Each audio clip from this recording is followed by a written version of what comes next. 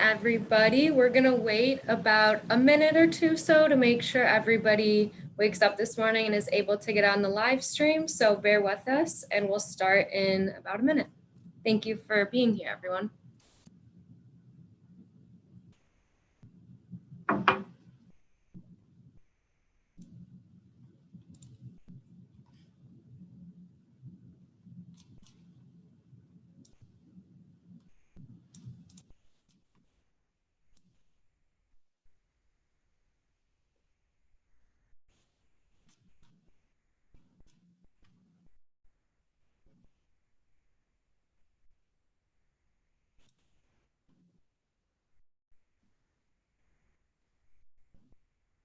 All right, looks like we have about half the people that registered, so I'm gonna wait about 30 more seconds, see if there's any stragglers, and then I'll begin an introduction.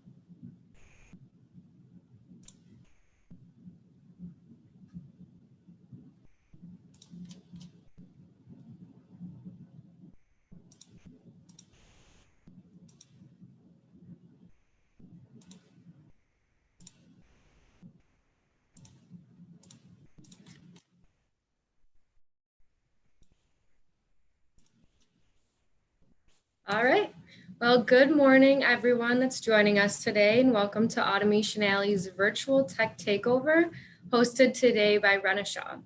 I'm Allison Trumbull, account executive, and if you aren't familiar, Automation Alley is a World Economic Forum Advanced Manufacturing Hub, or AmHub, and Industry 4.0 Knowledge Center.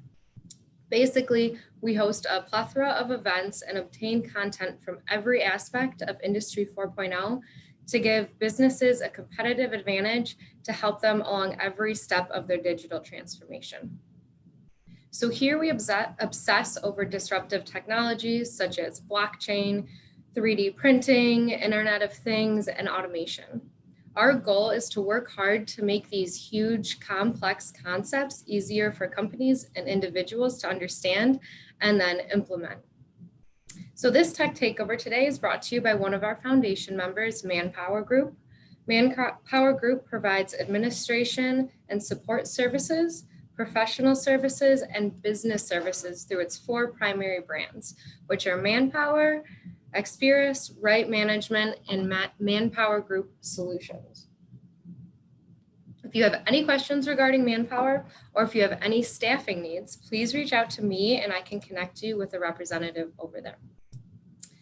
This, for our tech takeover this morning, or our member-led Industry 4.0 focus session, the topic, as you can see below, is going to be automating process control for high precision and high part mix production in metal companies. So like I said, it's hosted by Renishaw, who is one of the world's leading engineering and scientific technology companies. They have expertise in precision measurement and healthcare. They supply products and services used in applications as diverse as jet engine and wind turbine manufacturing to dentistry and brain surgery. Renishaw is also a world leader in the field of additive manufacturing, where they design and make industrial machines, which they print parts from metal powder. On to today's topic though. If you are automating a metal cutting process for the first time, or if your job has demanding precision or variation requirements, this webinar is going to be perfect for you.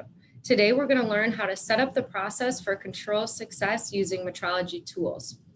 For high precision parts or for high part mix production, automating measurement is not a trivial task. It requires the orchestration of multiple sensors and sensor technologies that encompass digital metrology, surface finish, and geometry. So before I do the presentation for Dennis, I'm going to introduce him. Today we have Dennis Vasilescu. He's going to be an industrial metrologist from Renishaw. And before he begins, just a reminder that we do have a Q&A function. So throughout the presentation, feel free to ask questions. I'll be moderating those at the end. So feel free to wait till the end too, but definitely use that as well. We'll have a little bit of a conversation. Thank you so much for being with us this morning. And Dennis, thank you so much for being here, taking time. He's supposed to be on vacation right now, so we really appreciate it. And with that, the floor is yours. Thank you very much. Yeah, so as mentioned, it's going to be all about process control within automation and automating that to various levels. When we think of automation, we might typically think of long production jobs that are in high volumes and run for years. Well, in more recent times, we're seeing that there's more and more push for variable jobs where we don't know how long a production run will go. Recalls and design continuous improvement will change the part design more frequently than in the past. And also because of our pandemic, we might find the need to automate production jobs that previously you wouldn't have thought that the economy was there, but due to the need for social distancing, there might actually be a need for doing that. So automation for the low-hanging fruit of high volume work may have been solved with bespoke tools. So we can always dump some non-recurring engineering costs on those types of production lines. But for more variable production, we need to be smarter about it and have technologies that can be highly flexible as well today. A little bit about myself. So I'm an industrial metrologist at Renishaw. That means by technical consultation and solutions architecture. So big picture solutions to manufacturing problems. I've been with Renishaw for many years now, and in the previous role at Renishaw, I would perform a lot of technical work in the realm of gauging with part inspections, print reviews, programmings, and even fixture design. And in another lifetime, I was also a reliability engineer at General Electric, where we did monitoring and analysis of CNC performance using IoT, something that's very much on people's minds now as more people are working from home.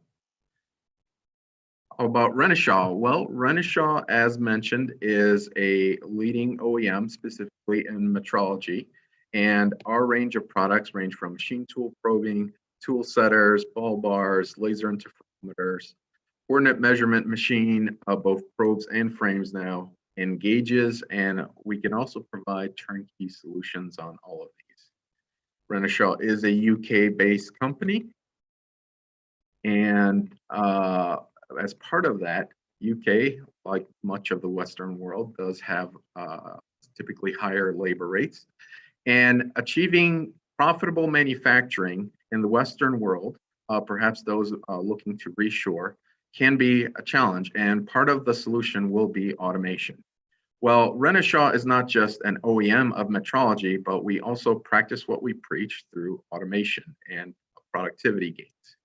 So as we'll see in this video, this is a video of Renishaw's own manufacturing floor. You'll see that there's a lot of automation going on, though that doesn't necessarily mean just robots. There will be a lot of setup shown, but really it is a highly productive factory. We have about one operator per 8 machines. Each operator will typically spend about 30 minutes doing a setup on a machine, and then that machine will run unattended for 140 hours. So about a full 5-day work week, 24/5.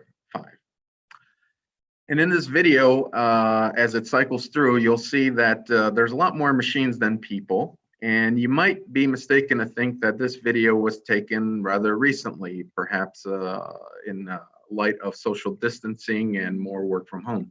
This video was actually taken many years ago, probably over a decade now, because Renishaw has been implementing these automation practices that I'll tell you about for literally decades.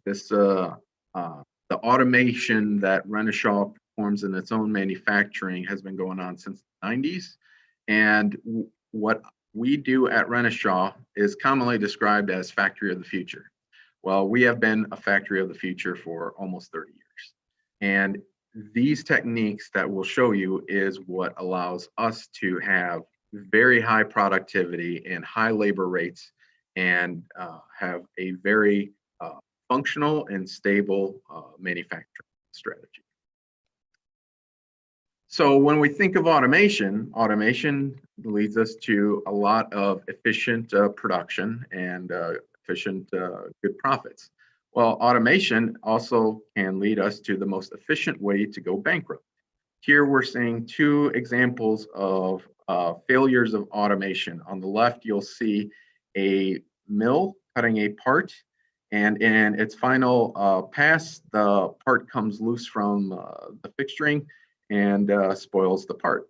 On the right, you'll see a robot that fails to locate its workpiece and crashes the workpiece out and damages the rest of the equipment. So we have to be mindful of both the rewards and the risks of automation. Automation definitely brings us productivity and profits, but it is also the fastest, most efficient way to make scrap and go bankrupt. But with all those risks and rewards, now might be the time where we have to take that plunge and have to engage with automation anyway. So how do we succeed with automation and not go down this rabbit hole of efficient bankruptcy? And the solution is process control, specifically automated process control. So we cannot rely on the process, as efficient and fast and automated as it is, to simply count on or hope that it is right. We need to have the process both check itself to ensure that it is right.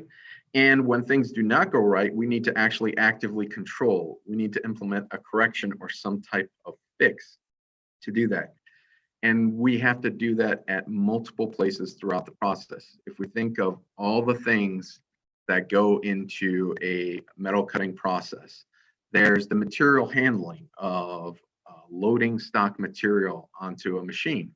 There's the variation in the stock material itself. There's the machining, and then there's all sorts of factors, environmental ones such as temperature. All these things are variables that are going to come into play, and each one needs to be controlled. It needs to be first monitored and then controlled. The core principle of controls engineering, not just in metrology, but all over, is before you can control something, you have to know about it. That's not necessarily sufficient, but it is necessary. You cannot control something you do not know about. So the exact agenda for today, having done introductions. First, I'm going to talk about variation and control in machine tool frames themselves. Then the variation and control schemes for tooling, and the variation and control in stock material before we wrap it up.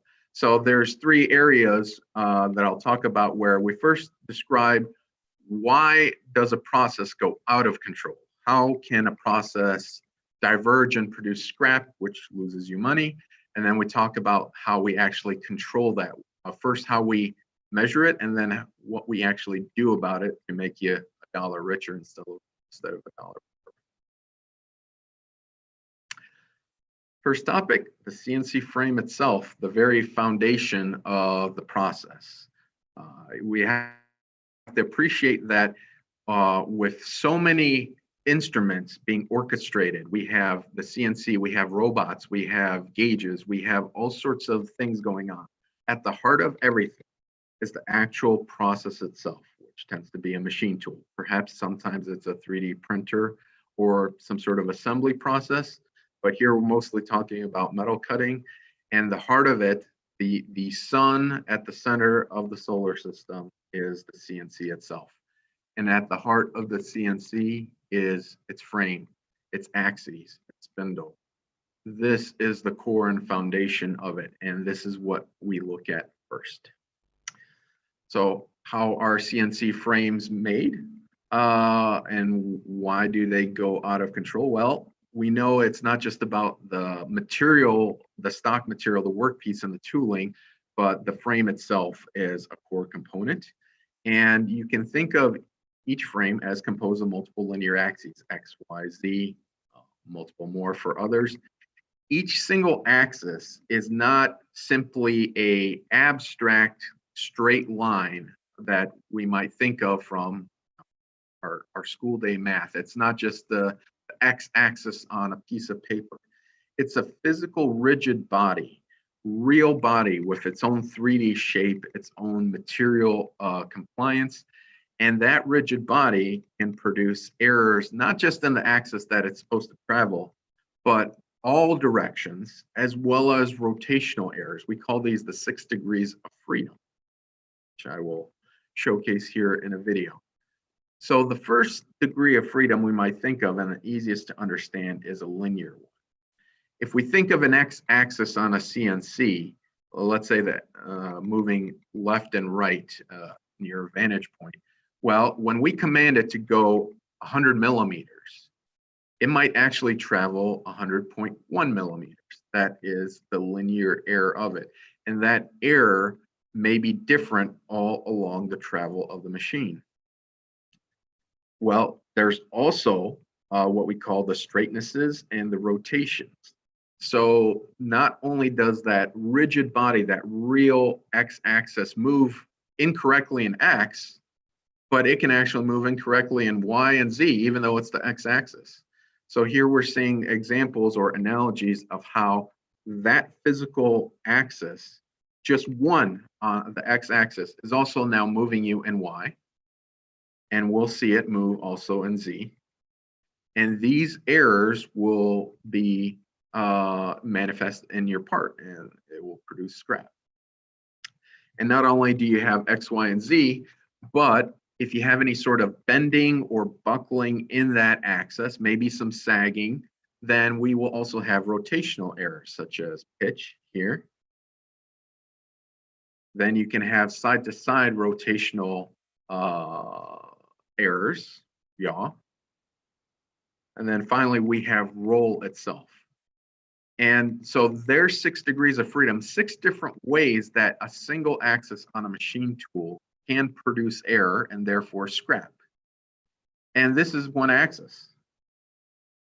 You have to think you now have 3 axes. Each axis has its own 6 degrees of freedom and 6 types of errors. But then you also have to think of the squareness between them. So examining just X and Y, they should be 90 degrees. But this is not an abstract math principle on graph paper. This is a real machine that real people installed with their hands. And because of that, it will not be exactly 90 degrees. It might be 89.999 degrees. And that's an error, and that error will contribute to scrap. And we have to know about these errors. We have to measure these squarenesses to fully understand and therefore control. Well, when you have just 3 axes on, say, a mill, and you have the squareness relationship between them, you have a total of 21 degrees of freedom possible that each one of them can lead to a bad time, scrap parts. How do we, where do these errors come from? Well, an obvious one is initial installation. So again, this is stuff assembled by people. They have to align these parts, and there are very good practices to doing that. But any installation might have error, as well as crashes. Every time someone crashes a machine, there is a potential to disturb, to mechanically deform any one of these axes, and then we get new error profile in the machine tool. They also naturally wear out over time. Any moving part, will have wear out due to friction and such. And you should periodically monitor them or benchmark them before this wear becomes an issue. The nice thing about wear is it's very gradual, and I don't want to say entirely predictive, but it shouldn't surprise you. With some good monitoring, wear out of frames can be planned for and not lead to any. But one of the lesser appreciated sources of frame error is temperature, the environment. So as temperature changes, we might have temperature gradients. That means that the temperature on one side of the machine is different than the other side. If rigid bodies absorb heat uniformly and gradually, basically we can think of the machine tool frame as either slowly growing or shrinking. But that's usually not reality. Reality is that on one side, you have the heat of the motors themselves, perhaps some other heat source, maybe another nearby industrial machine, another CNC or something else. And then you have cooling sources such as a fan to cool off an operator, or it's hanging right underneath a AC duct. All these things produce uneven temperature distributions going throughout a machine tool frame. And because these things are big slabs of iron, that they will slowly absorb the heat and create warping and unique geometry errors. And then on top of that, you have, depending on the precision you're looking at, you have rapid heat transfer problems, which is even if you have an even distribution among these, you also have very rapid cycling that the machine cannot fully absorb within the span of or between cycles. So it's one thing to monitor temperature, but if it's changing so rapidly in the middle of a cycle, there may not be much you can do about that. Any control you implement at the beginning of the cycle will not be valid. And these environmental factors are not over the course of months or years. These are the course over hours and days. And you have to monitor temperature. That's a real-time problem that needs real-time corrections. So what are the consequences of frame errors? We have these things, but how does that make you $1 richer or poorer? Well, frame errors in the machine tool typically cause or influence geometric dimensions and tolerances. So an example is if you have backlash in an axis or straightness problems, this will influence true positions. Very simple understanding of that the axis will have untransduced motion that as it goes back and forth along that axis, and that will screw up positions. Another simple one to understand is going to be about squareness and other factors. So there's squareness of the frames themselves, and squareness can also be influenced by, say, roll or one of the rotational errors, that it's not just the squareness itself, but anything can pretty much screw up squareness. And squareness will ruin the roundness of interpolated holes and perpendicularities of features. So if you're making two features that are 90 degrees with each other, if your axes are not traveling 90 degrees apart, it will incur bad GD&T and likely scrap parts. So let's look at this real machining process here that we've done at Renishaw. We are interpolating a bore with a large end mill, and we end up with a poor roundness. And then we have this bolt hole pattern where the positions are off. And therefore, when we assemble this part, that the holes of this piece to its mating piece do not line up, and that round circular face is not perfectly round, which will influence a bearing surface. A bearing will be installed. So let's get to it. How do we actually control this? Well, there's two ways. We can correct things mechanically.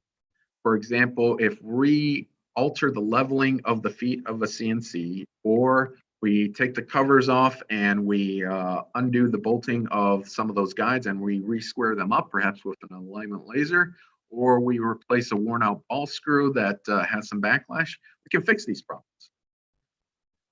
Alternatively, we can electronically compensate for these problems on the CNC controller, assuming that the parameters are available on that controller.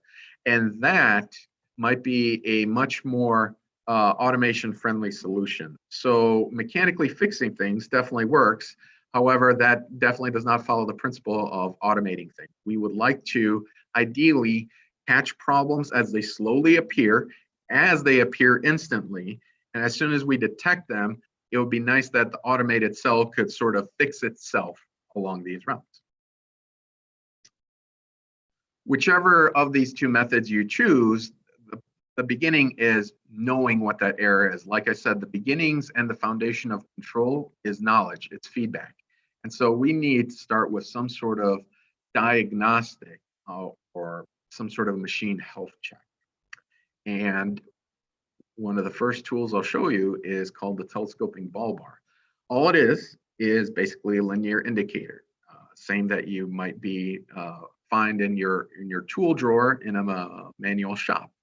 Well, the difference is that it's electronic. It records data for you, and it transmits that data remotely and automatically to a PC, and you can use it to do automated testing.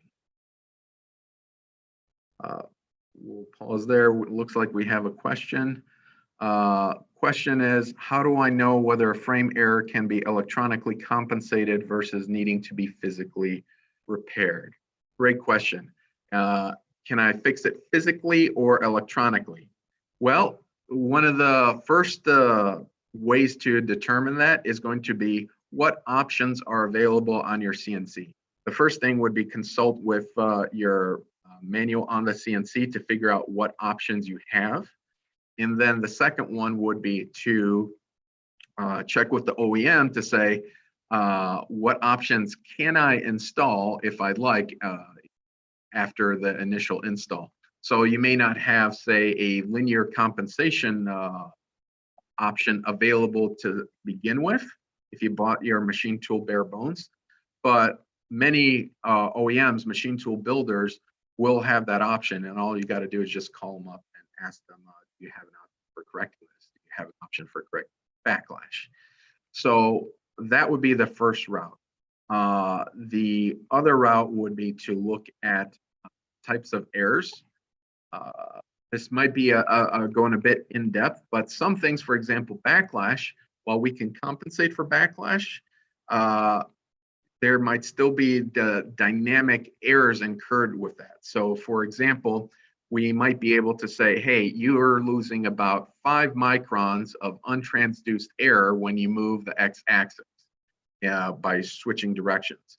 Well, what we can do is we can compensate that with the controller if the option is there. The problem is that you still have the occurrence of, as the ball nut moves and reverses direction, as soon as it engages the other side and makes contact, there is a little sharp dynamic blip, a little bit of a tiny, wouldn't call it crash, but impact within that. And that can produce some small imperfections in the part. So mechanically solving things is always the surest way to correct frame errors. However, what I would suggest is you always look at electronic compensation first. And what you can then do is you can implement those mechanical things at a planned maintenance schedule down the road. So electronic compensation will keep your production on schedule. It can keep it in time and automated, but eventually there's nothing that runs for years and years and years without a human coming by and checking up on it. When you have that scheduled maintenance, that's where mechanical problems might be the best time to solve. So going back to this tool, we have the telescoping ball bar. It's an indicator, and all we do with this indicator is we put it on the CNC, we'll show you, and we run it in a circle. All we do is we ask the CNC to please move in a perfect circle. And any imperfections in that circular motion can tell us a lot. It's like reading the EKG. Every little blip, every imperfection has a little story with it that the ball bar tool can help you attribute. And many of these things can be directly attributed to actionable root causes of scrap, that particularly due to GD&T. So looking at this part, we have the positions of the bolt hole that were screwed up due to backlash that we can measure with the ball bar. And then we have the roundness of that interpolation that is also screwed up to squareness that can also be measured directly with the ball bar. Here we're showing some plots of what that tool looks like. And we can adjust those parameters again if the CNC controller has those options, and we can then yield good parts. So here's the ball bar running in a circle. We can then use those results to implement some CNC parameters. And here we go. Now we have made a good interpolated round bore, and our bolt hole pattern of drilling is now on position as needed so that it assembles. Now, talking more about high part mix. So let's say we also have to make that square piece right there in addition to that housing. Well, that's why it's going to be more important than ever that we address these frame errors. We address our problems at the source. So we can solve many problems in engineering, including process control, through experience factors or fudge factors. Maybe it's in an offset on a tool. Maybe it's in a setup piece of offset that we'll talk about later. There's all sorts of ways that we can kludge it and fudge it with offsets, experience factors. Well, the more part mix you have, the more variation you have of what you're going to run on your CNCs, the more that's going to catch up to you. Experience factors come from experience. Experience takes time. So you will never catch up with the experience you need if you're changing your production rather frequently. If you're a job shop that's doing something different every day, or maybe just a medium tier where you might run a job for a week to a month, that's not much time to build up the experience for those experience factors. You need to get it right. And the only way you get it right is by making sure the foundation of your process, the CNC is correct. And that's where machine tool health checks like the ball bar or perhaps a laser interferometer might be the best solution for that. And it's not just about checking it once, you should check it frequently, because checking it as frequent as you can without it becoming burdensome is the way that you will detect both gradual wear out as well as crashes. So if you have to do any sort of manual intervention where there is the possibility of crashes and maybe people aren't honest about them, they don't want to fess up about it, you can detect crashes with a ball bar. They will manifest itself. And if whatever happened doesn't influence any of these parameters like squareness or backlash, then you can say that my foundation, based on what's important to me, is good to go. Then we have rotary. So people are doing more and more 5-axis work, and we have to look at rotary axes. Well, rotaries have their own errors as well. Certainly they have 6 degrees of freedom, but there's also, you have to consider how a rotary is used in the CNC and the way they're implemented controls. And I will give you an example in a bit. The key point of a rotary is going to be the pivot point. So the pivot point is going to be the, where is that center of rotation? We might know where it should be nominally. We can look up the book from the machine tool builder, but that pivot point is definitely subject to drift from mechanical wear, mechanical crashes, as well as temperature. All these things will change where that center of rotation is. And that center of rotation, if it is not known, can produce some quite large geometric errors. So again, the key about the frame of a machine tool is it has a lot of influence on GD&T.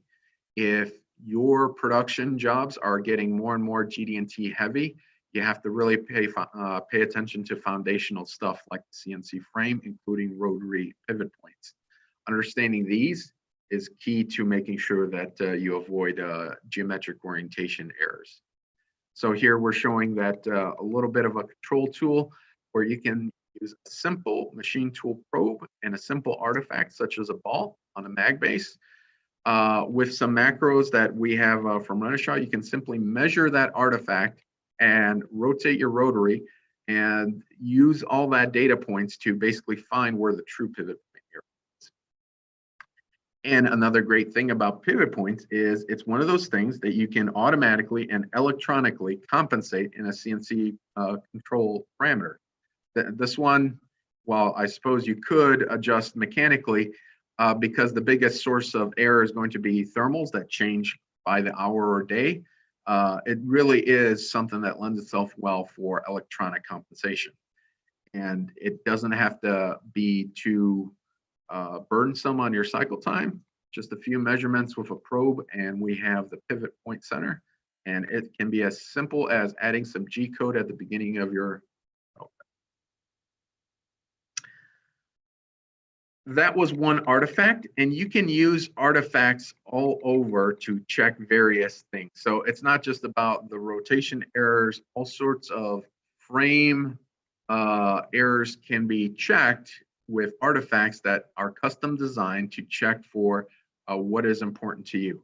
So something that might be important is perpendicularity, and basically checking an artifact as it's rotated from 0 to 90 might be enough.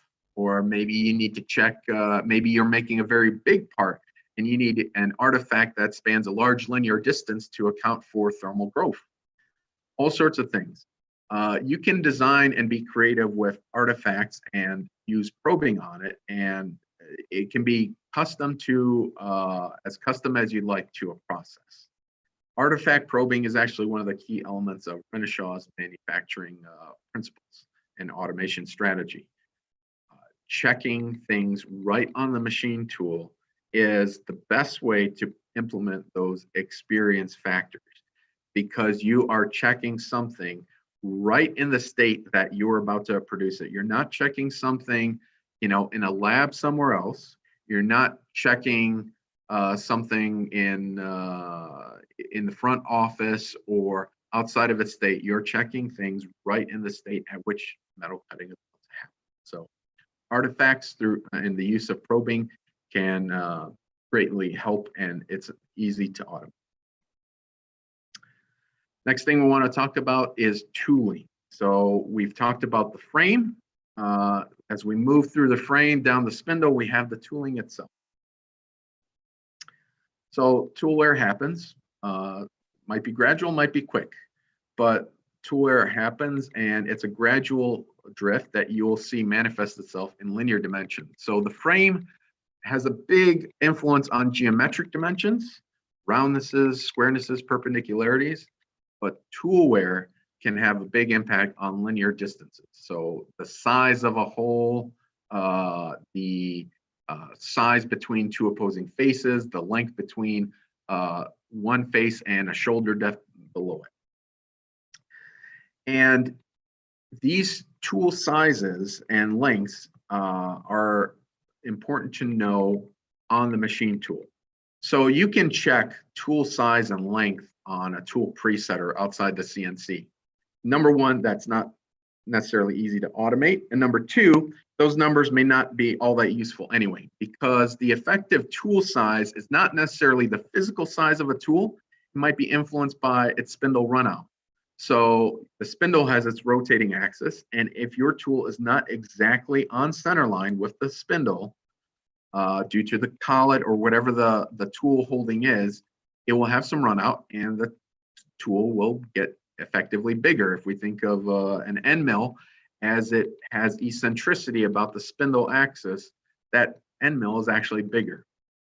And the effective tool length is also quite different, or significantly different than what you might get on a tool presetter outside the CNC, because the CNC is typically warmer than the ambient, and those temperature changes might make things go bigger than what they are. When you're chasing microns for high precision work, that does matter. So it's important that we know tool sizes and lengths on the machine tool. And the nice thing about doing it on the machine tool is not only are the numbers we're going to get a lot more useful and valid, but they are going to be a lot more accessible for automation than using tool presetters in a lab somewhere else. So here's an example of how tool errors or tool length errors can influence a linear dimension. Let's say we have some 3+1 work here. We have a workpiece, we do some milling, and then we rotate 90 degrees, and then we have to do some milling again. Well, the error in tool length will manifest itself as an incorrect workpiece size. Simple linear dimensions will now get screwed up because we don't know the exact tool length. Again, the tool length that happens in the machine tool can actually be quite different for your tolerance than what you might get in a tool presetter outside of it. Here's another example of where you could have a problem. Let's say we have a simple billet and we're going to do, again, some 3+1 work. We just have to make 2 holes, and the key is they have to intersect each other. Let's say that becomes a channel for some sort of fluid to flow. Well, it's going to be important that those 2 holes intersect with each other. Pretty simple to do, right? Well, it all depends on our pivot point. If we incur any error in that pivot point because we haven't checked it live or it has drifted, well, we have our normal tool length errors that might, in this case, make this center hole a little shallower or longer than it needs to be. But as soon as we rotate this part to drill the second hole, the second hole position will be significantly off, and it will barely, if not at all, intersect the first hole. So the interesting thing is tool length errors normally do cause problems. They cause significantly more problems. Their errors get magnified a lot more in any sort of work that involves rotary axes. Those errors do get magnified. So very important to know and control tool sizes and lengths, because they do affect our linear dimensions, and in this case, even a position. How do we actually control that? Well, with a tool setter. So a tool setter, as you'll see, here's a Renishaw optical tool setter. It's a kinematic device. You run the tool, and then you simply take a few touches on that sensor, and you can update it automatically in the control table. And you can get both diameter and length rather quickly. In fact, definitely quicker than a presetter, even in the most experienced of hands. The beauty of this is, again, you'll see it spin. Why are we doing that? It's because of spindle runout, that the effective diameter of that cutting tool is going to be the diameter of the envelope of the tool as it rotates. It's not just the physical material itself. If you imagine that end mill right there was a millimeter away from the center line of the spindle, large error here for the sake of the thought experiment. The actual sweep of that piece of metal as it spins about the spindle center line is going to be much larger than the tool itself. So that's why a tool setter on the machine tool can get you the most accurate tool sizes that actually are going to determine the dimensions of your workpiece. And again, because this is done on the CNC, it can be as simple as adding a few lines of G code, a few seconds of work in the cycle, and it's automatically updated real time. It is not something that was measured, let's say, an hour ago or a day ago in a lab with a tool presetter manually by a person. This is automatically done real time as you need it, whatever the temperature, whatever the conditions of the machine tool, all the stack up of errors, you will measure exactly what it is and what you would get. Now, let's say you don't want to do it on the machine tool with probing. Well, there's alternatives, which is you can use automated gauging to measure features that are tied to direct tool offset. So here we're seeing the Renishaw equator gauge, an instrument, it's sort of a programmable gauge. It's measuring features, and it's only measuring one feature per tool offset. Let's say tool 1 Z offset, the tool length or the tool size. Well, we can measure the effective size by measuring its output. We measure the actual size and diameter of that feature that it created and use that data to automatically feed back. Whether you're doing probing or gauging, either way, it's automated, it's closed loop, you get instantaneous corrections at it. Any other processes are not going to be automated, and they are going to be also quite time delayed from the actual work. There's no point in measuring a workpiece many hours later for process control, because the information you glean is no longer valid. The temperatures have changed, the tools have worn more. The effective offsets that you would get from, say, taking it to a CMM in a quality lab are pointless. Even in an automated scenario where the robot might just take those work pieces and put them in a queue that will eventually find their way to a lab, you need real-time data. That is the key to it. You cannot implement these automated process controls unless it's real time. So either probing or gauging, either way.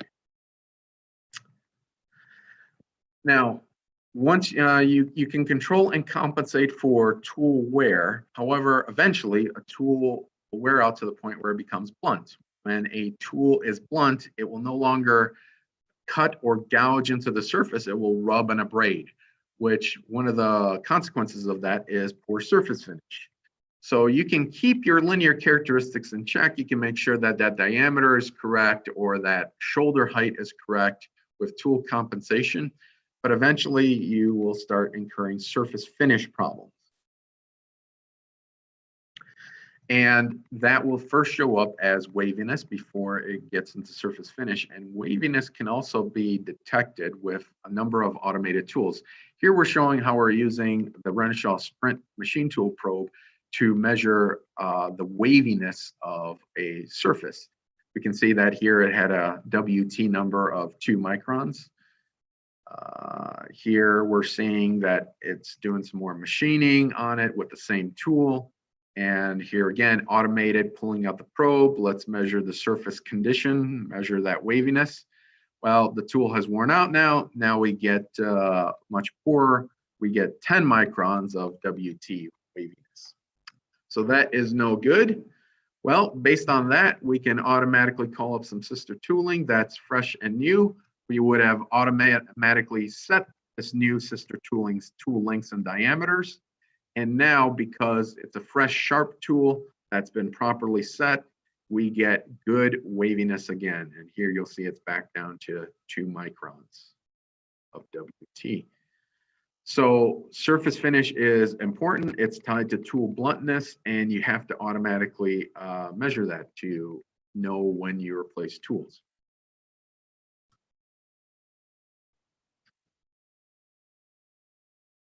One last thing I will say on this is, so we can automate all these things. And one of the other reasons to automate is going to be to identify when we have tool wear that needs to be replaced. So if you think of, again, the situation where you have high part mix, if you had one single part that you were making, you would eventually, again, acquire the experience knowledge, the experience factor to say, well, I'll just replace tool 1 every 100 parts. Okay, well, now you're changing up your production line so often, by the time you've built up that experience, half the lot size is already done and might be scrapped. So it's important that when you cannot build on that experience factor, that you don't rely on assumptions. You have to measure it, and by measuring it automatically, you can therefore keep things automated.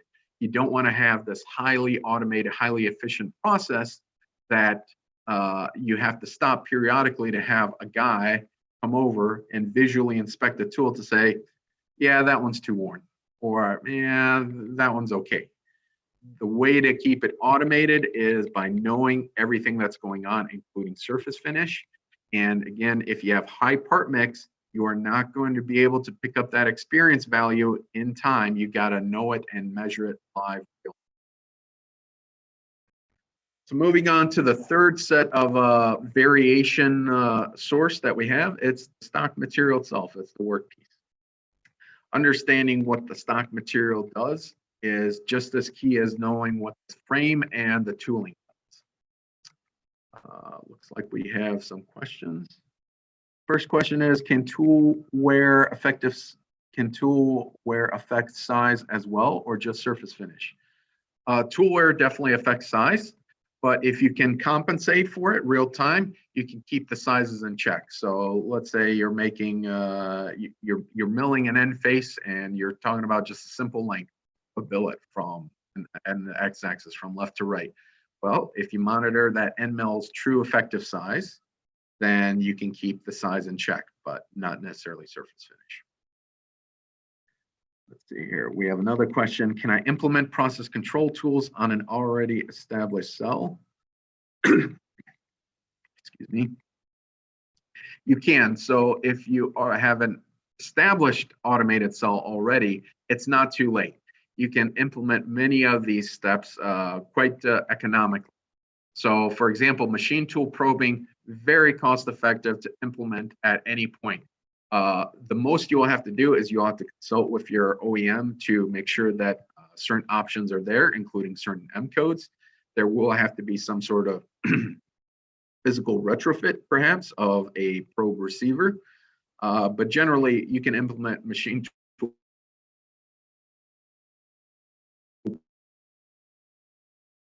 probing and tool setting quite independent of this. And finally, then there's the gauging. If you have a gauging system in place, you can replace it. You might have to reteach your robot. But essentially, everything that's CNC centric, the probes, the tool setters, and ball bar, those things you can implement even on an existing line. But again, it's mostly about just adding some G code and you're on your way. Continuing on with stock material. So what is the problem with stock material? Well, one of which is, where is the stock material? You might be using some fixture, but the fixture may not be perfect, and the part could still land somewhere that is not where your previous setup was. Well, again, with some very economical probing, you can find out exactly where that workpiece is, and you can know about it and control it.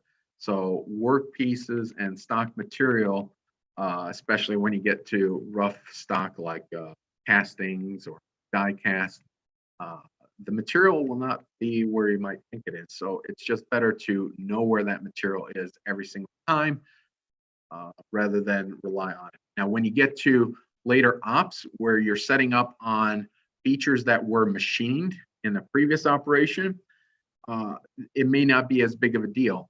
But still, initially, it's important to find the stock material exactly where it is. If it's not, you're gonna machine it wrong. So what does this influence? How does this make the dollar richer? Well, knowing where the stock material is, number one, the first effect is it'll affect linear distances again. So we have maybe the height of a deck face on an engine block, or the position of a cylinder bore in that. All these linear distances will be influenced by the setup of where the stock material is. And the true stock condition, how much material is actually there, can be known automatically. And again, very important, it can be automatically corrected. So you automatically know about it and you automatically correct it through, in this case, work coordinate system. It's not just that you know about it, but automatically it's all fixed through it. Everything can be automated. And again, something as very simple as probing and G code will very effectively get it done without impacting too much of your cycle time. So here's an example. A simple single touch will set where that Z datum is. A few touches in a single cylinder bore will set up your X, Y datum. So if this was a cast engine block, you now have found the surfaces where they are. And knowing where the material is not only helps you make the part better, but it makes your tooling last longer. So the more unpredictable the stock is, that means that the first depth of cut with the tool is going to be variable as well, and that will accelerate tool wear. So not only do you get to make the part profitably, you're saving the cost of scrap on the part itself, you're also saving on the hidden costs of tooling. And then the next hidden cost of, well, eventually I do have to stop the automated process to have a human load up some new tooling. That's what we have at the Renishaw manufacturing video that I was showing earlier. Why are humans there at all? Well, they eventually have to load up new tooling and new stock material. And the way you can delay that manual intervention is by maintaining your tooling. Maintain your tooling by taking a consistent depth of cut. Take a consistent depth of cut by knowing where your stock material is. And that is exactly what I meant here. So here's another example of where is our stock material. You just take a few touches and you're done. All very automatic. No manual intervention for this step. No jogging things with an edge finder. No indicators. It is a bit of G code you insert right into your machining G code. It's that simple and that. Now, in addition to checking the material condition before you do metal cutting, you might want to do it in between passes of metal cutting. Reason being is that some materials, such as titanium, and this example I'm showing here, can actually push the tool off. So you've taken the first cut, and then you take a second cut, and maybe you're going to take, I don't know, 20 microns off in the second cut. Well, did you actually take off 20 microns? Perhaps not, depending on the material. Perhaps the tool got pushed off at about halfway as much as you intended to actually remove the material. Well, when you are dealing with exotic materials, you're probably dealing with high dollar value parts. And if you have high precision, tight tolerance stuff going on in that part, it can really matter to know that you are taking the right depth of cut. If you're not, you can automatically adjust it.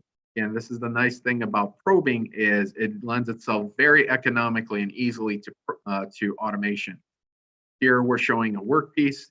It's measuring it in between cuts so that we know exactly how much material to remove each time. We confirm every single cut because this is a very expensive part to make. And we're also, in this case, using an artifact, something we talked about earlier. The disc right there that's being scanned with our machine tool probe, that is an artifact to help us compensate for live thermal issues, thermal growth in this very large part. And you got diameters this big and you put some tight tolerance on them, temperature definitely matters. As well as you have the additional error of tool push off. So you have to know all these things and probing gets it done.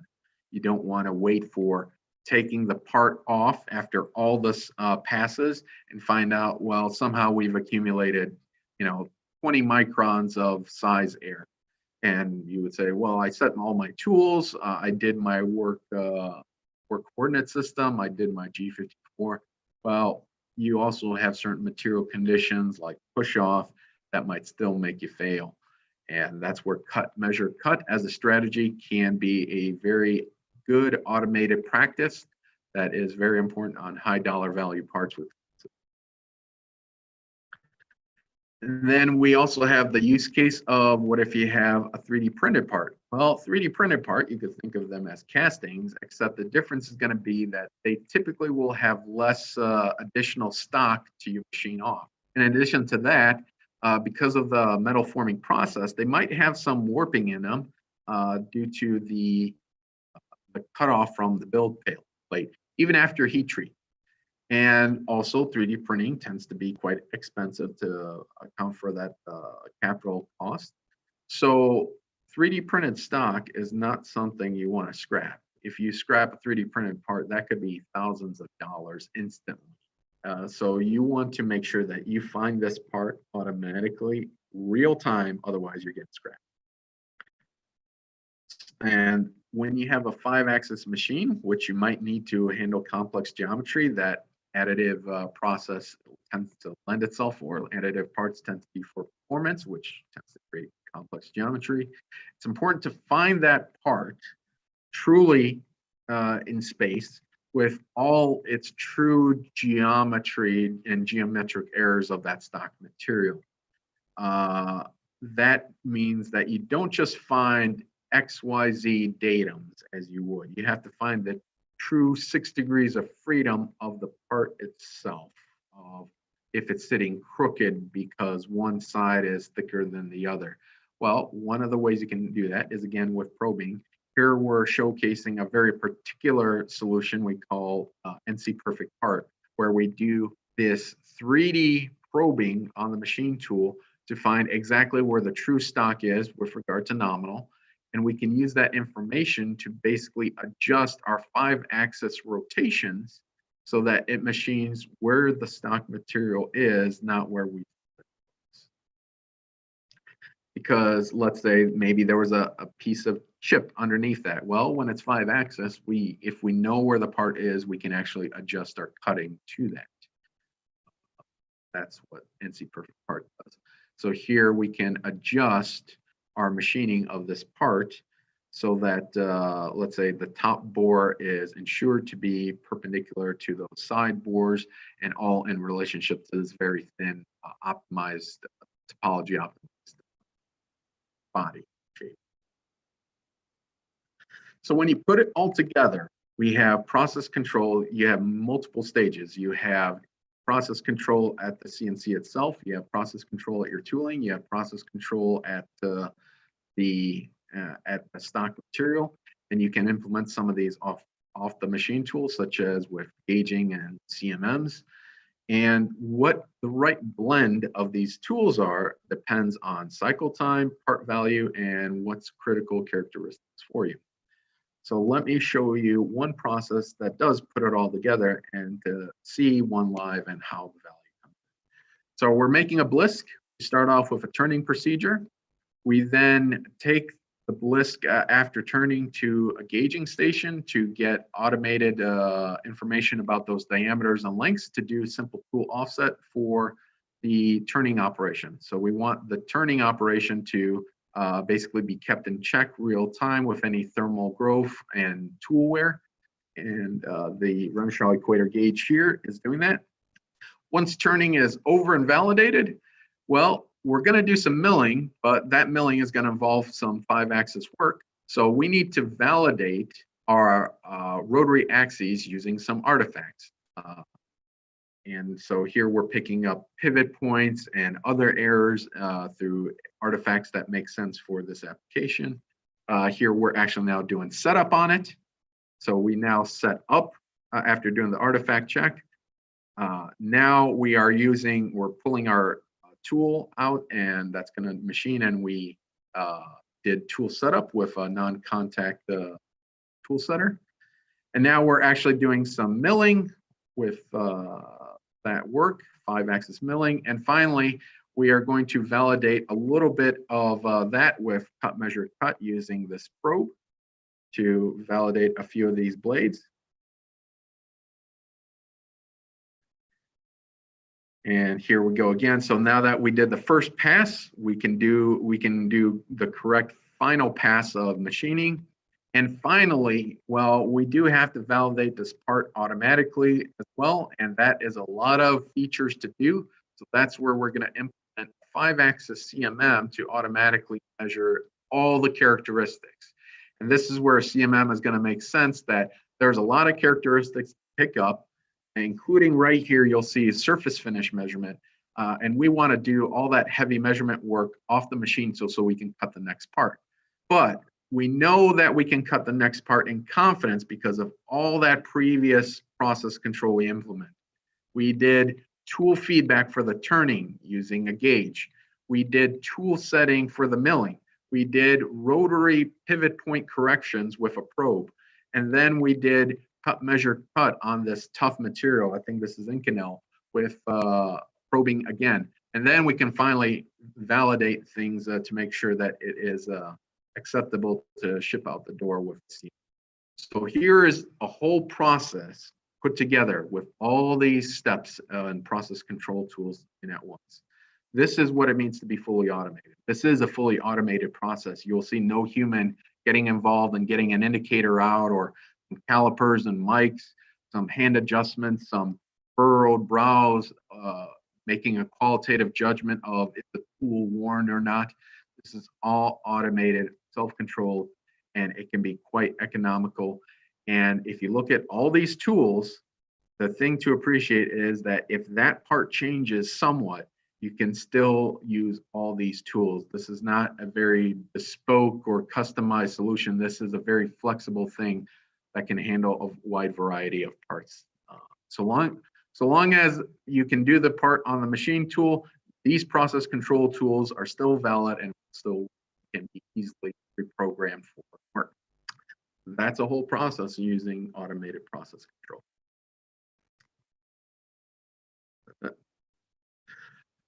We do have many more tools available. So we talked about machine tool probes that find and inspect the workpiece before, during, and after metal cutting. We have tool setters. We have many laser products that, in addition to the ball bar, can provide some surgical focus on those frame errors. We do have automated 5-axis CMM products that can really be the workhorse for quality assurance.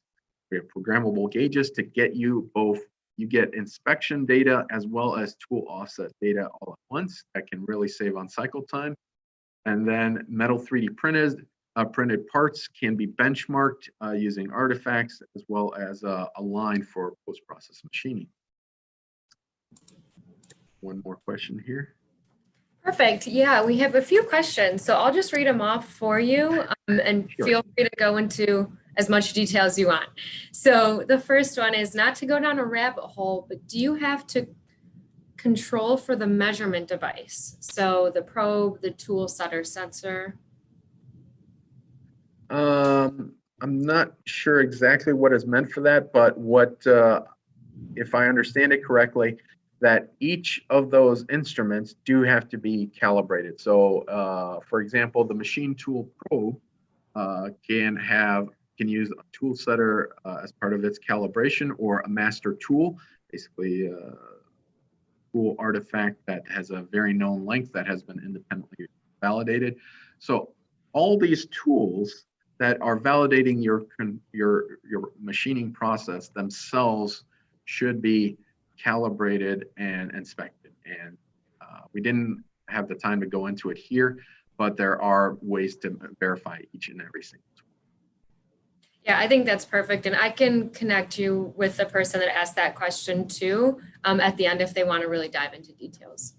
So this was during the presentation. It says, how do I know ahead of time what to control? Another kind of broad one, but again, we can connect you if anyone wants to really dive into anything. Yes. So how do I know ahead of time? Well, you might if it's something you've worked on before. So if, for example, you're going to make some new part or an existing part, maybe a new part that looks very similar to your old one, you may have already accumulated the experience values to know what will go wrong. But if you don't, if you're taking on some new work that you're unsure of, or you're taking on brand new machine tools you're unsure of, that's where you shouldn't necessarily make assumptions. You can implement these all over the place to validate everything. And even on things that you have built up that experience on, it might be both valuable and necessary to your end customer to have the proof. So I would say implement as much process control as possible without it being burdensome to your costs, because at the very least, they are your proof that you are doing everything right. So if there is a customer complaint or a recall, you have the documented proof that every single stage went right. It's not just a clipboard of some final inspection or some hand gauging. You have actual documented automated data uninfluenced by humans to show that, yep, it went right. And this question kind of actually tailors off of that last one. Can your gauging directly feed back to the machine, or does an operator need to do it? Typically it can, yes. So the programmable gauge that we're showing, the Renishaw equator, does connect to the machine tool over Ethernet, either directly or through a local area network. And depending on the controller, it can either write directly to a tool table, or in general, it can write to macro variables. Now, because machine tool controllers, there's so much variation in them that it would be good to consult with Renishaw first to verify that for your specific control, we can do the strategy you would like, whether that be direct tool table rights or variable rights. But yeah, definitely, it's all about automating.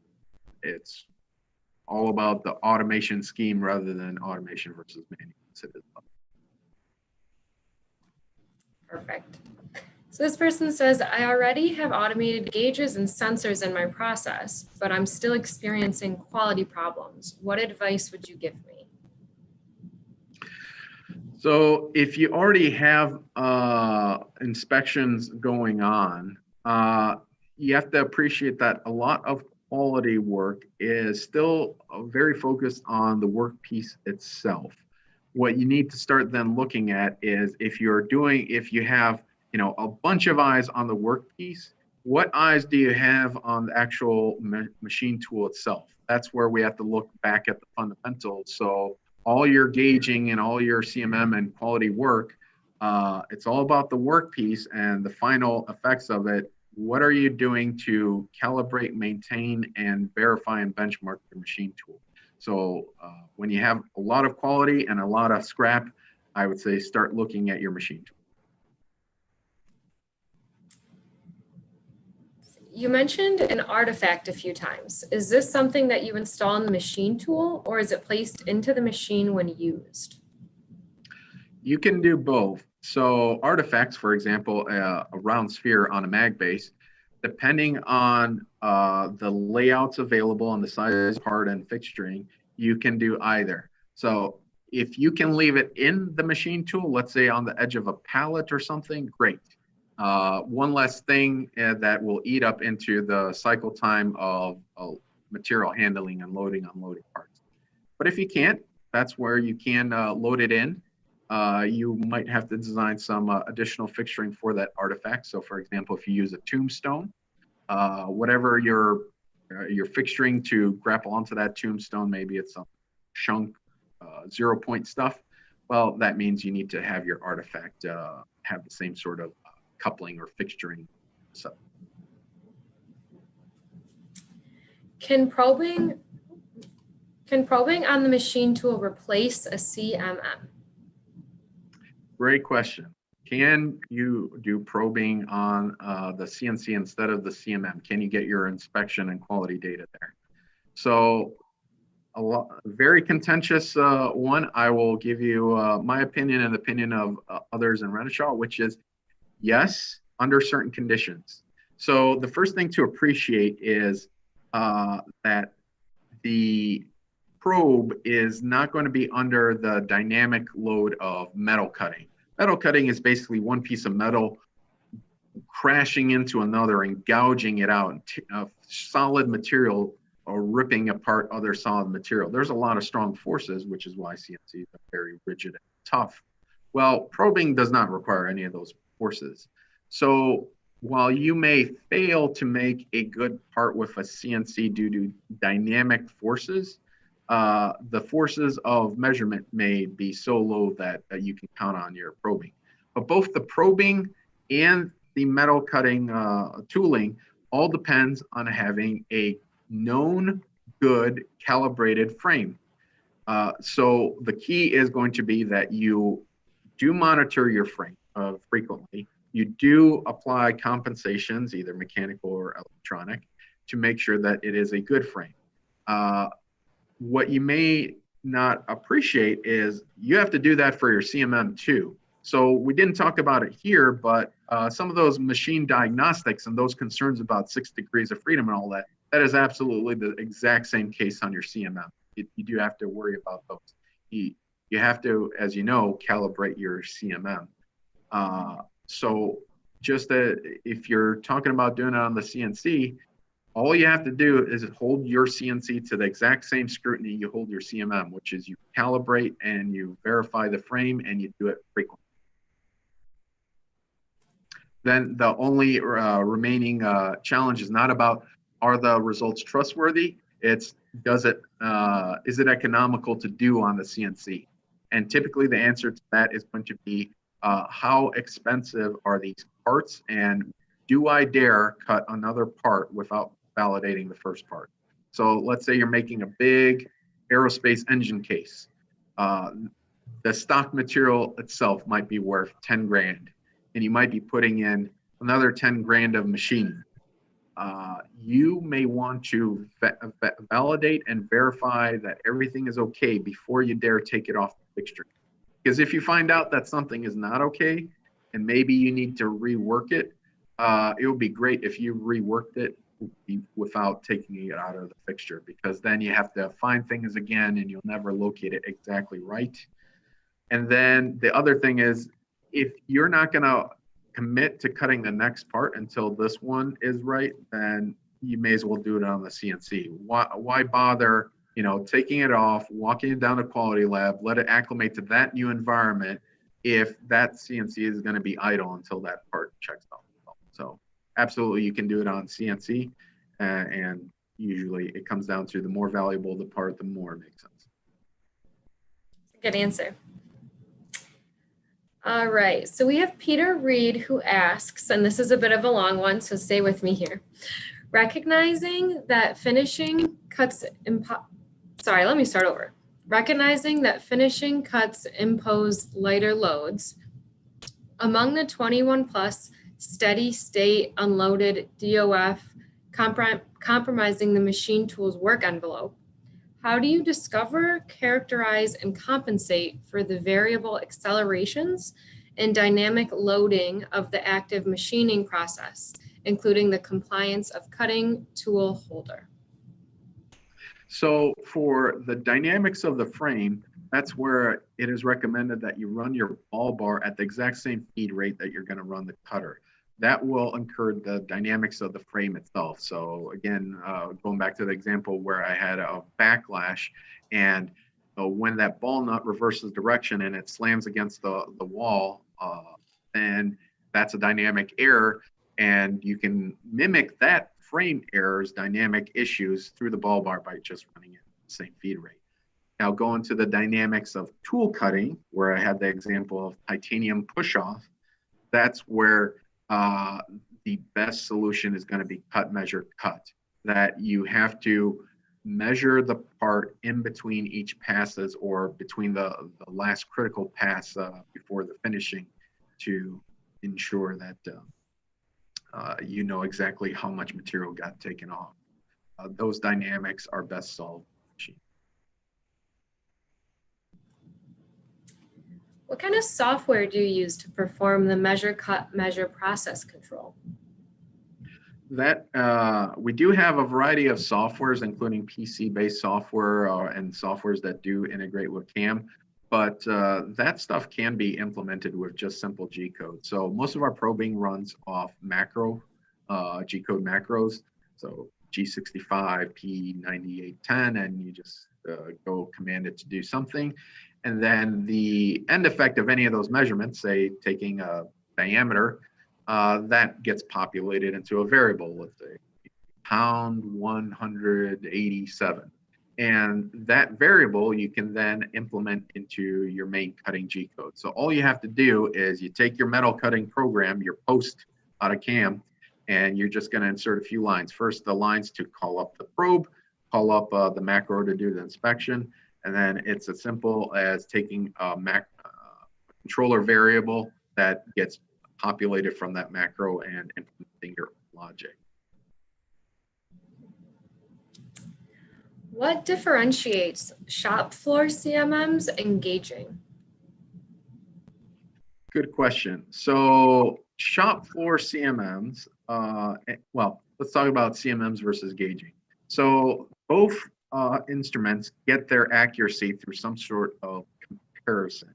A CMM will compare generally a full working volume under certain conditions to what they should be using a laser interferometer that serves as a standard for basically. Well, gauging tends to be more application focused or workpiece focused, where we're not correcting the working volume of the instrument, we're correcting a particular characteristic of the part. So instead of correcting a bit of XYZ in this corner and that corner of the working volume of the measurement device. We're correcting diameter, we are correcting lengths, all using a comparison to a known standard. So when we're focused with gauging on characteristics, our standard is not the wavelength of light directly. It is a reference artifact such as a ring gauge or Joe block, and that itself gets calibrated and traced back to NIST. But gauging is all about very focused characteristics. You want to focus on characteristics when the process is in control and needs slight adjustments. Shop floor CMMs are best sorted for or used on extremely variable workloads. That means not just variable in terms of what the parts are, but what you want inspected. So I would say a CMM is the best tool for hunting for unknown problems. If you are making some parts and everything is checking good, but they are not assembling, the CMM is the prize detective. It is the one that's going to help you find the parts the most. The gauge is for the usual suspects. When you roughly know what's going on and you need to make small adjustments, that's where gauging comes in. Much more economical on cycle time and cost, but your CMM is your true detective. All right, it looks like we have two more, and feel free to keep the questions coming. We have a little bit more time. So given known variation, do you need to plan for and uniquely select in-machine touch probe points for setup and/or compensation? I'm not sure I understood that. Could you repeat it one more time? Of course. Given known variation, do you need to plan for and uniquely select in-machine touch probe points for setup and/or compensation? Yes. So if you plan to automate this, you will have to pre-select where you're going to touch off on your workpiece every single time. We do have, you can use the probing for setup as well as all those other characteristics, live manual if you wish. So if you don't want to go full out with automation, you just want to move one step ahead of the manual indicator route, you can do live probing where you can choose where you're going to probe on the fly. But for automation, like most things, you do need to tell the machine exactly what you want it to be. How do you handle part cleanliness when measuring in the machine tool? And the follow-up would be, do coolant and/or chips affect the measurement?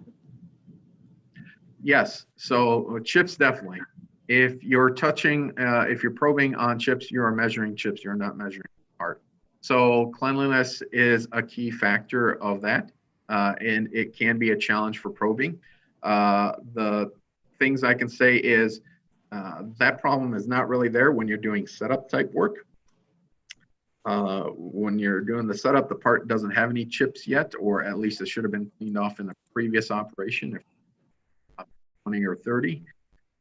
If you do have that, then I would say you do need to implement some sort of part clean off. Either you're blasting away chips with lots of coolant, or you're using some sort of air knife system. Coolant doesn't have to be necessarily as much of a problem, at least when it's wet. It's if it dries and leaves a residue, that can definitely be a problem.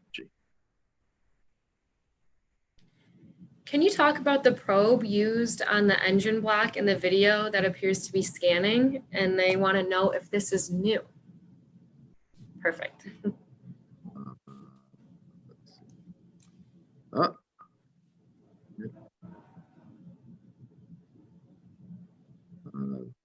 Engine block. I think this one scans. I can make this video work.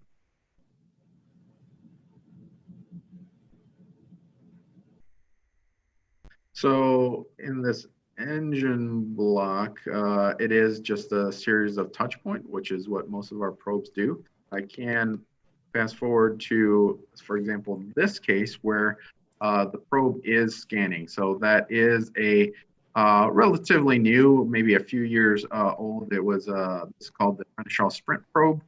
This was first unveiled at IMTS 2018, maybe 2016, but relatively new. And it is the world's only 3D scanning probe, true scanning probe. This is very new and as a concept, very unique, and it can lend itself a lot of advantages. So why should you do this type of work scanning on a machine tool? It's about data richness, data density, that you might want to get data much more richer. Sometimes you can do it quicker than touch points. And there's some things that you could only achieve with scanning. So there's multiple use cases, but actually now I just realized what the comment was about surface finish. Let's go here. So one of the unique use cases of a scanning probe is for surface condition. It's not actually true surface finish, because true surface finish, there's a standard that defines the size of the stylus endpoint, and the endpoint does have to be either 2 or 5 microns in size. This is talking about 2 millimeters in size, but 2 millimeter ball is still sufficient for picking up waviness, the surface condition, which can be a proxy for surface finish. So while you couldn't use this result to ship the part out the door to say, yes, I did meet my surface finish requirements, you use it to say, yeah, my tool is wearing, and the surface finish is probably getting affected, even have to validate it through some other. So long story short, this probe is unique, and this is one of the many use cases why you would want to use a scanning machine. And it looks like we have one more, and then I actually do have a follow-up question myself. So last two, feel free to type any more if anyone has any. So do any of these devices you talk about provide feedback to a dashboard or a plant-wide monitoring system? Dashboarding, yes. So any of these devices will have some sort of reporting feature to them. So anything we're probing, it can go to macro tables, variable tables that you can then extract out using your favorite IoT platform. You can take, say, the gauging. The gauging does have a sort of run chart interface, but those results can also be populated in a flat file or CSV that you can send off to, again, your favorite IoT dashboard software. Renishaw is coming out with its own dashboarding software for its metrology products called Renishaw Central. That product will become more advertised in the future. So we do have our own, but right now today, we can definitely interface almost all these products through one method or another to your existing dashboards. Looks like we had another question come in. Does Renishaw make robots? So the answer is yes, with an asterisk. Renishaw does make a neurosurgery robot. It is not for industrial metrology or manufacturing. It solves a particular medical need. So Renishaw, outside of industry, the industrial space and manufacturing and metal cutting, it does have a medical branch. And one of the ways we leverage our metrology knowledge is through a neurosurgical robot that basically is used by brain surgeons to find the exact blood vessels in a human brain, tie that data together of the physical skull to MRIs and X-rays, and basically make sure that if you have to send a deep catheter into the depths of the brain to deliver medicine, the robot ensures good metrology so that you don't rupture any blood vessels. But for metal cutting, we do not have a robot, but we do work with many such as fanning, EBB. We'd be glad to work with them on any. That's very interesting. I didn't know that you had that robot, so learning something new. Can I just put a probe on a robot to measure parts? Absolutely, yes. Renishaw and its partners have taken on more and more of probes on robots. And I would say it is something that can be done. Probing would work the same as anything else. There's a different programming language for that instead of G code. But one of the keys with using probes on robots will be establishing reference frames and accuracy. So robots might be pretty repeatable, but they may not be all that accurate. So the challenge will be ensuring that you're roughly in the right place to get that high precision. So with a probe, you can get things down to microns, but before you can get down to microns, you better be within a millimeter of, the hole you're trying to find. Otherwise, you're going to touch something else. So robot probing, absolutely a thing. And we can absolutely help you with it if you're interested. Perfect. Does anybody have any last questions? It doesn't look like it. So these have all been great questions and they've been so detailed. I just want to end with, if there's a company where their staff has little to no experience in automation or metrology, what advice do you give them, or where should they really start? Well, I'd say they can start with us. So we are not just an OEM of hardware. We are a solutions provider. So while you can find many of our great products within machine tools themselves, you can find our probes directly available as options on all your popular machine tool makers. We are not just a company that supplies, gizmos and widgets in a box. We genuinely help people solve those problems. So this stuff is not easy at all. This stuff can be difficult, especially if you find yourself suddenly having to take on that this stuff may have been, a 10-year or 20-year goal for your company. And now suddenly, oh, it's 2020. I need to do this now because half my people are working remotely. I need to automate now. That is a huge challenge. And Renishaw, we will help you with that. We will consult with you. We will make sure that we solve your problems. We don't just sell hardware. And one of my department's goals and what I strive to is we do exactly that. We listen to your problems and we work with you to devise the solution. So if you feel overwhelmed, if you don't know where to start, talk to us. Perfect. Yeah, if I've learned anything from this presentation, it's how knowledgeable you are and how many industries Renishaw's in, and really you guys have so many different products. So thank you so much. If anyone has any further questions, you can see Dennis's contact information is on the screen. This is recorded and will be live on our website, so feel free to share it as well. And you can also reach out to me, Allison at Automation Alley, with any further questions. So thank you so much, Dennis. I really appreciate it. And reminder, of course, our next tech takeover, you got a couple weeks. It's going to be December 9th. And we have Tata Technologies that is going to be talking about joining the additive manufacturing transformation. So, and when I said that, one more question. Oh, they said great job. Okay, well, thank you so much. Thanks again, Dennis. And I thank you everyone for tuning in this morning.